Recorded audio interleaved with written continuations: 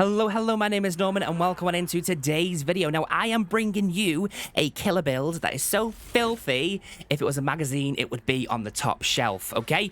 This is a disgusting build that puts so much pressure on the survivors, you can basically call it a cooker and sell it through Indesit. Now, let's get straight into it. Let's see what it is that is putting this immense amount of pressure on the survivors.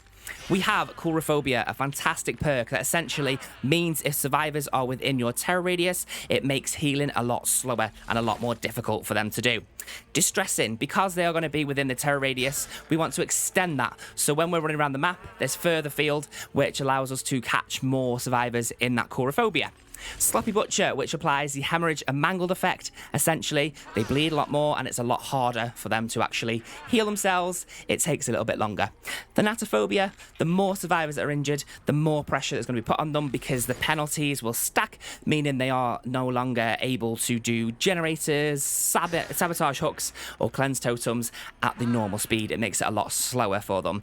It is disgusting as they build. It does not guarantee you a 4K, it does not guarantee you a win, but it guarantees to put pressure on those survivors. And before we get on with the games, just a quick reminder, if you do enjoy today's video, make sure you whack a like on it, make sure you hit that subscribe button and pop on that bell notification if you want to see any future content. So without further ado, let's get into some gameplay and let's see how it works in the flesh.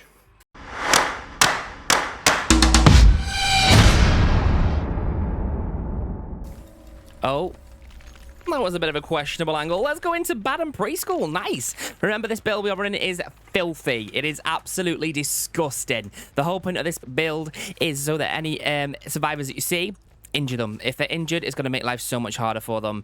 Okay, Thanatophobia is available. That makes it harder for them to sabo hooks, repair gens, do anything of value in the game because it'll slow them down massively.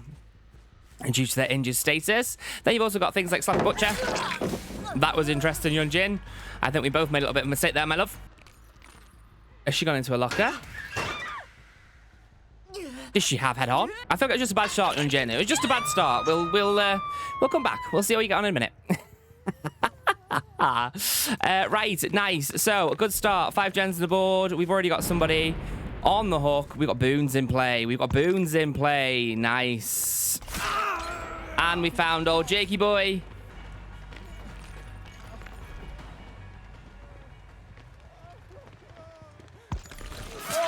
Nice. Track him round. Take him down. How we do it. I spent a bit too long on that chase there. Not the ideal scenario. Remember, we want people to be injured. As you can see now, Yunjin has healed herself up. So in order for this build to be effective, you need to have injured survivors. It needs to be applying pressure on those survivors. So, right, let's go find these survivors. Where are my survivors hiding? So we know that's one potential totem spawn spot where they have already boomed it, so we keep it in our memory bank for later on, just in case we hear the boom sound a bit later on. Right, they're downstairs as well. That gen's got no progress on it.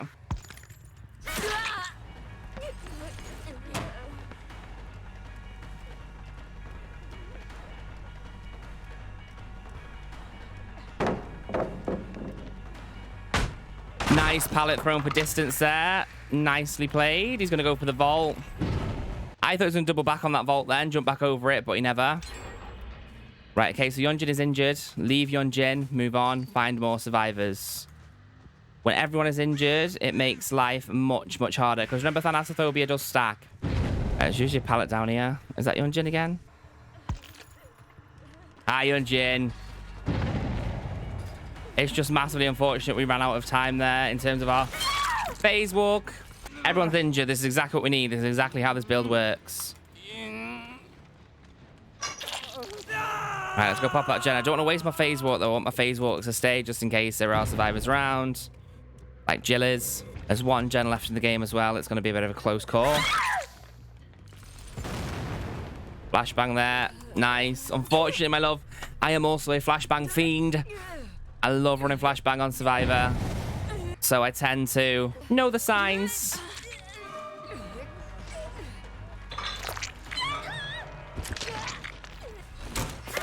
Oh, nicely played, Jake. He's going to go for the vault. That was his only option. He had to do it. I wonder if Jill's going to come for the save now. She's going to wait out for Hatch. I mean, I've got 4 hook states here, so I've got 2 on each, I think.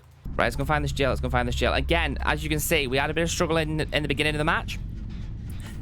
We did see that, you know, we were getting outplayed massively. Like, these survivors were doing really, really well. And then we saw all the survivors were injured. And it made life 10 times harder for them. So this build is all about getting those survivors injured, getting those survivors to actually be needing to put the pressure on. Because you're putting the pressure on as killer, they also need to come together. They even need to be very much in sync or on communications. Really, there's no other way to kind of counteract it. Jill gave up, bless her. Bless her heart. I don't blame her, to be honest. But unfortunately, my love, it's a no mercy kill kind of day. I'm not good for that pallet. I do not trust power struggle. I have PTSD from power struggle. So as we saw, pressure was put on. Brilliant perks, brilliant players, brilliant survivors. And we turned it to 4K. This build is magical. I cannot tell you how happy I am. We've got some funky little opening shots, haven't we, when we get into the killer? But let's see how we get on. And we're on the game. The game is my absolute all-time favorite map. I cannot get over this map at all. Used to hate it. Could not stand it. Now I cannot live without it. It's a brilliant, brilliant map. I see you, queen. Pre-drop in, nice. Thought she might fake that or maybe put some kind of pressure around it, but she pre-dropped. I probably would have done the same, to be fair. Well played. Well played. Nice, got it. Since it's been reworked, I think that's when I started to fall in love with it. And I am a survivor main at heart. I do play a killer a little bit, but I'm kind of 70-30 when it comes to killer survivor. We've got one injured, we've got Meg injured. Again, as we saw from the last game, what we need to be doing is injuring every single survivor. Oh. Was that just unlucky? I'm not sure what happened there. How did she get upstairs and then down into the bathroom straight away? I'm not sure, but I am holier than thou. I mean, it wasn't near I got, but I'll take it. Meg's come in. Meg's like, you know what? No mercy. These pallets are gone, Rin. They are gone. 2 Megs are now injured. Okay, we've got 2 gens gone, 2 Megs injured. Not the best stats, but we'll take it. We'll take it. We've got immersive survivors. We've got a very immersive survivors.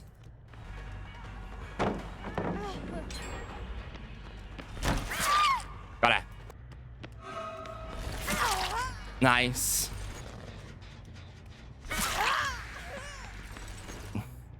Whee! Right, let's pick her up. Have we got a hug in this room? Please, there's a hug in this room. There's not. It's in the little freezer instead. Again, we've now got the final 4 all injured. Now, these are playing super well. Super, super well. So, I'm not sure if we are going to get the full effects of it as we did last game. Because we've got very good survivors. Let's regress this gen here. But we're getting full effects in the sense that everyone's injured. So now Thanatophobia is fully in play. If I'm moving around the map, my distressing is now radiating further. My terror radius, if you're in my terror radius, you're trying to heal. Thanks to Coulrophobia, it's going to be 50% slower. It's a great, great pressure perk build. Amazing. They've all got adrenaline. I mean, who would have thunk it? Who would have thunk it? I mean, it counteracts this build very well. So, okay, so that game, I kind of got my bum handed to me on the plate. They played very, very well. A very good team. Multiple adrenaline, obviously, at the end of the game there. There's not really much we could have done to counteract that. That was a good counteract around our build. So it's a very, very good build. But as I said at the beginning, it is not completely uncounterable, if that makes sense. It is good builds to put pressure on, but do not rely on it for those 4Ks.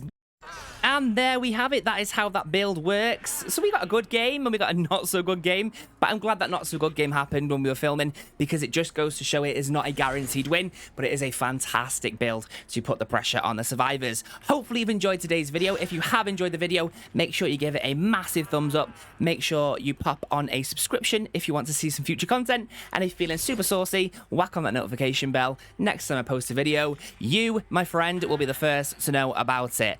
Thank you very much for stopping in today, and I will see you very, very soon. Goodbye.